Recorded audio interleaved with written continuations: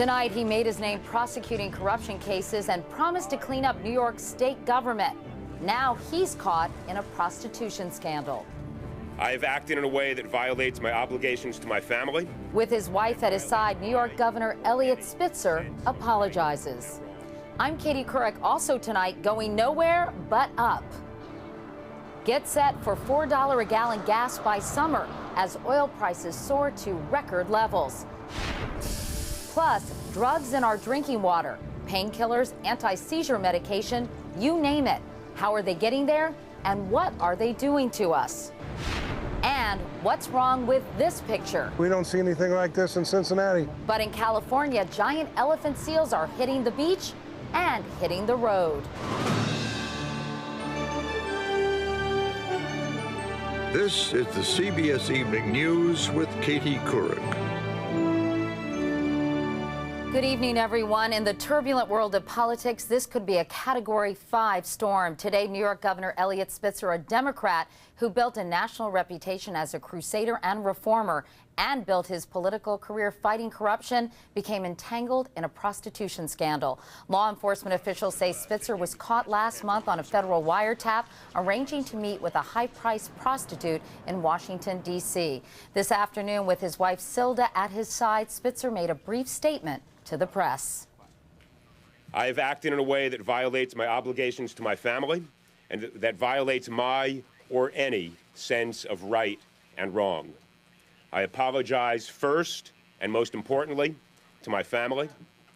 I apologize to the public, whom I promised better.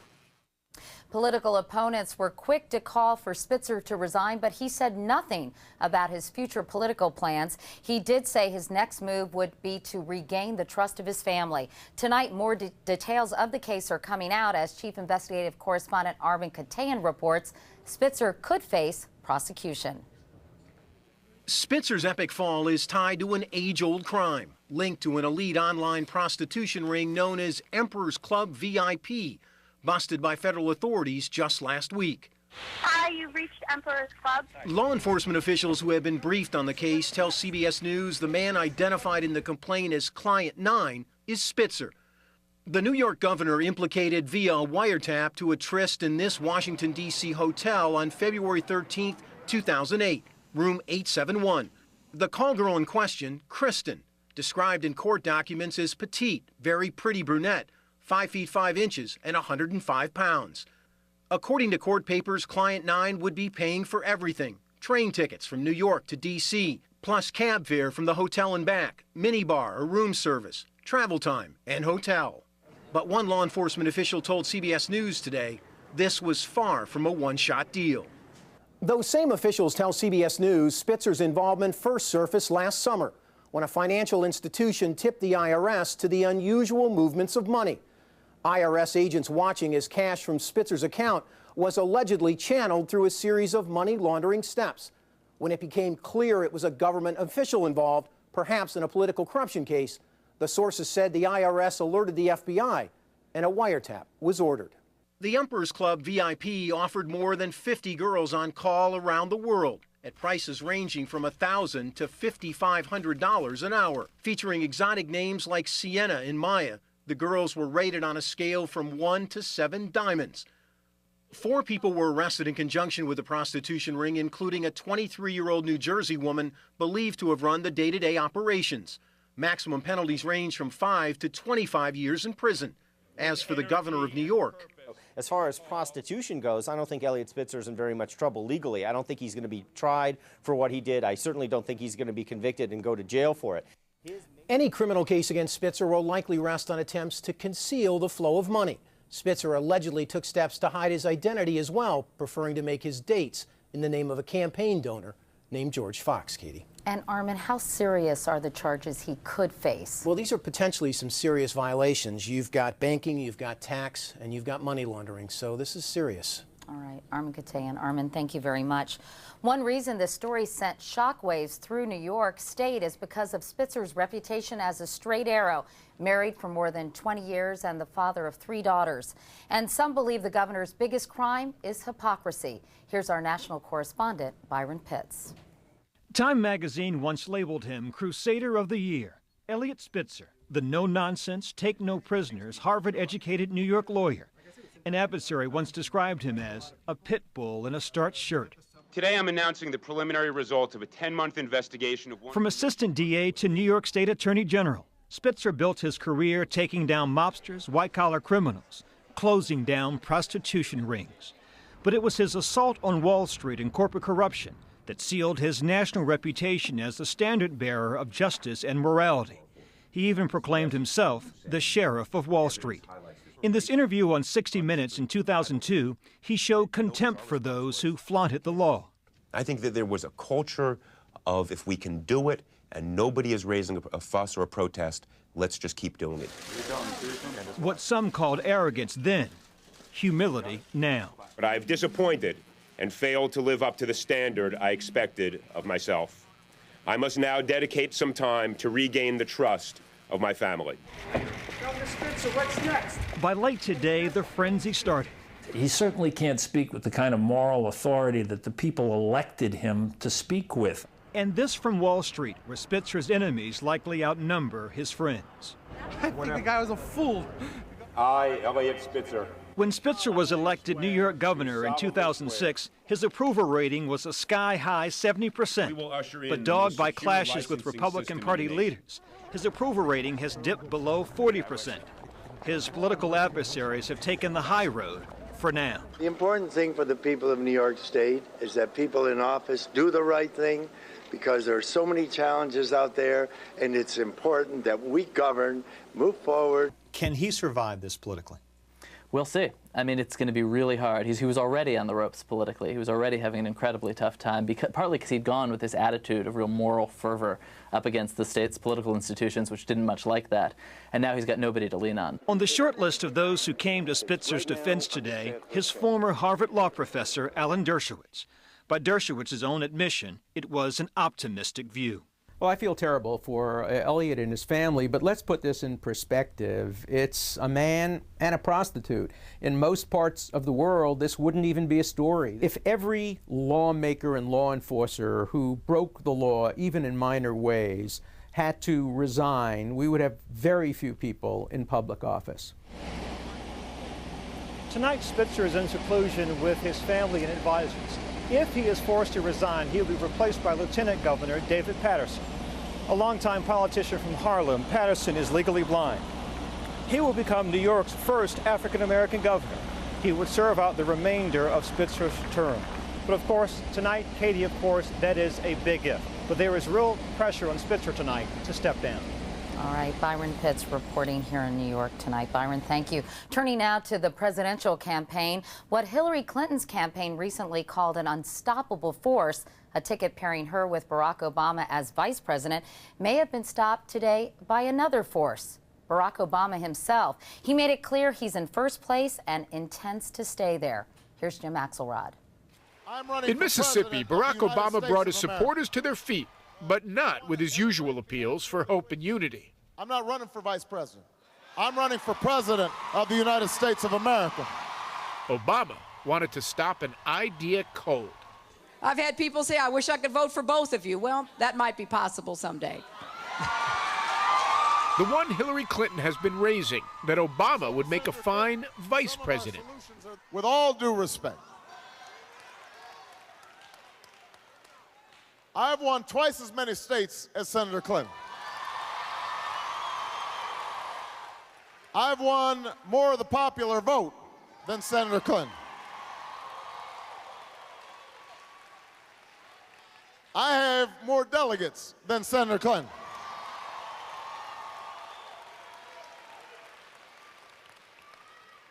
So I don't know how somebody who's in second place is offering the vice presidency to the person who's in first place. It's 3 a.m. The Clinton campaign successfully used this ad last week in Texas to question Obama's readiness to be commander-in-chief. If he's unfit to be president, Obama suggested today, she's got some nerve saying now he is fit enough to be a heartbeat away. Y'all know the okey doke?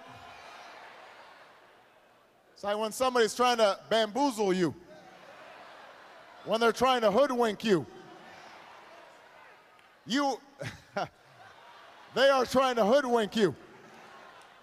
Uncommitted Democratic consultant Steve McMahon says it's clever strategy on Clinton's part, but points out she is in second place. Barack Obama wrote about it, but I think the Clintons over the weekend demonstrated the audacity of hope. Aides say Hillary Clinton is simply trying to reflect talk that's already out there. Still, late this afternoon, perhaps in an effort to try to tamp this down, Hillary Clinton told reporters that she really thinks this whole thing has taken on a life of its own. Katie. Jim Axelrod. Jim, thank you. Meanwhile, in Phoenix, Republican John McCain paid a visit to his doctor today and told reporters later that everything's fine. He's been treated for melanoma in the past, and today's visit was said to be routine. The Arizona senator then hit the fundraising trail, hoping to improve his campaign's financial health, where he lags far behind both Clinton and Obama. Now to the CBS News Money Watch and the high cost of energy. The average price of regular gas hit a new record today, $3.23 a gallon. That's 67 cents higher than a year ago. Crude oil prices rose $3 today, briefly topping $108 a barrel before closing just below that. The AAA now predicts gas prices nationwide will hit $4 a gallon this summer. And Americans are finally starting to say, we won't pay. Here's Ben Tracy. If anything can break up our love affair with our cars, it's this crude reality. It takes a big bite out of the budget, and you try to drive as little as possible. When we go to from $3 to $4 a gallon, we're talking about a 33% increase in their cost of commuting. New numbers out today show Americans took more than 10 billion trips on public transportation last year, the most in 50 years. Public transportation, in my opinion, is the only way to go. Even in car-centric Los Angeles, subway ridership is up.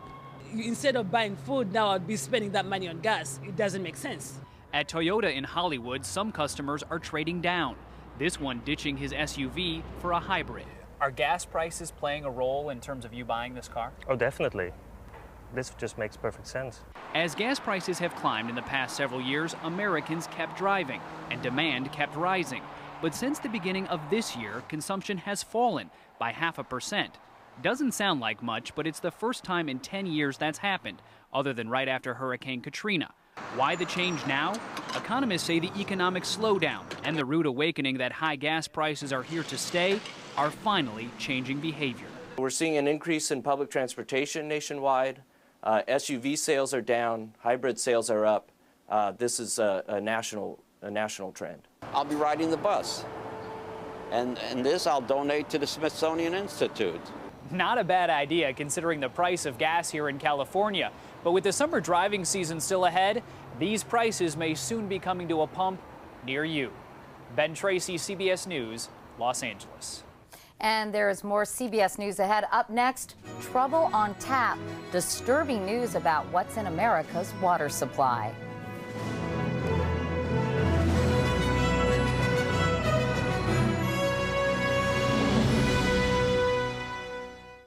New worries tonight about the safety of America's water supply. In the first nationwide investigation of its kind, the Associated Press found that at least 41 million of us are drinking water that contains traces of prescription drugs. And now many are wondering, is our water safe? Here's Nancy Cordes. The Associated Press investigation reveals that nearly every drinking water supply in the country that's been tested for pharmaceuticals tested positive. 24 major metropolitan areas from coast to coast.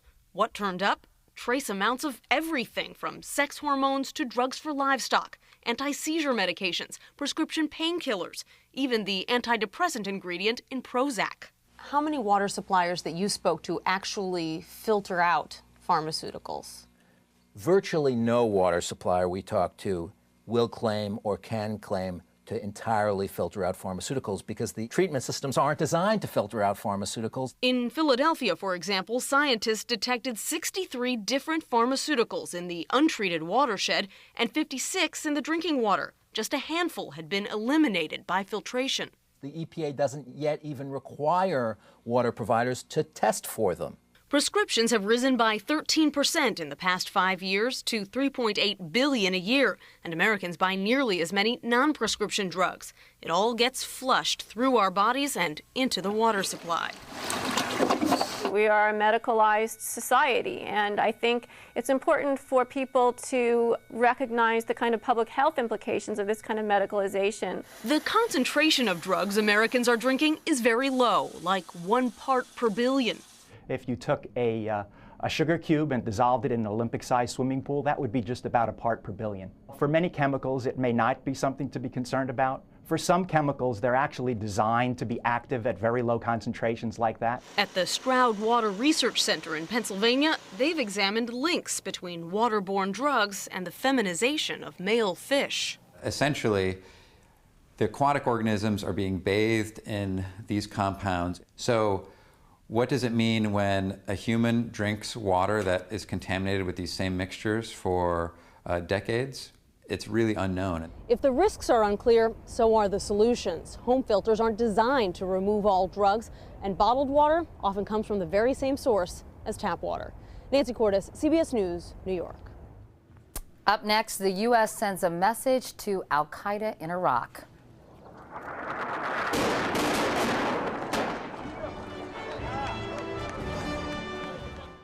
In Iraq today, a suicide bomber killed 5 U.S. soldiers. They were on foot patrol in Baghdad's Mansour neighborhood, a former al-Qaeda stronghold, but now controlled by forces working with the U.S. So was the town just south of Baghdad, where terrorists did terrible things before they were chased out. Alan Pizzi is there tonight. The Iraqi tribal leaders and American soldiers here have gathered for what was billed as, quote, a celebratory cleansing. The mud buildings were an al-Qaeda in Iraq torture chamber and operational headquarters. Abu Muhammad says he was chained up here for 2 weeks and saw 13-year-old children killed. When al-Qaeda fled, they left little behind. As inconsequential as this little farming complex may look, in the grand scheme of convincing the local population that security really has returned, it's a potent symbol. To make that point, local sheikhs and tribal leaders were given, if not exactly box seats, certainly prime spots for a show arranged just for them. 3,000 pounds of bombs costing more than $100,000 dropped from a B-1 bomber obliterated the building. But the military hopes the payoff will be long-term. The dignitaries seemed impressed, and even before today were cooperating with the Americans. For nearly 2 years, al-Qaeda in Iraq held sway here. It's like hell. People getting killed every day.